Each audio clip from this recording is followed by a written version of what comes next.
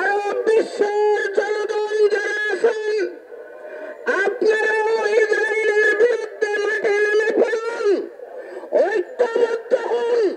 Bangladesh, Pakistan, Indonesia, Malaysia সহ বিশ্বের অধিকাংশ মুসলিম রাষ্ট্রের জনগণ ঐক্যবদ্ধ।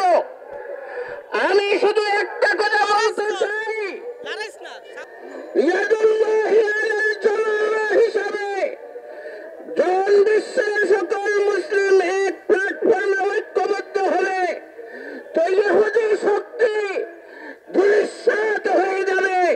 আমেরিকা এবং ইসরায়েল আমাদের সামনে দাঁড়াতে পারবে না, টিকতে পারবে না। ফতেহে মক্কা যেভাবে হয়েছে, ফতেহে খাইবার যেভাবে হয়েছে, সেইভাবে ইসরায়েলের বুকে আমাদের মুসলমানদের পতাকা উড্ডীন হবে।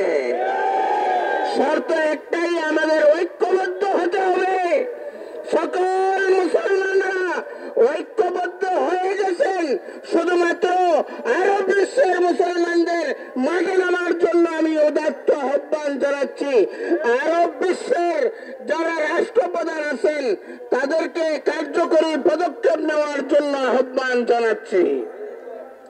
জাতিসংঘ এই হামলার প্রতিবাদ জানাতে, এই হামলার প্রতিকার করতে ব্যর্থতার পরিচয় দিয়েছে।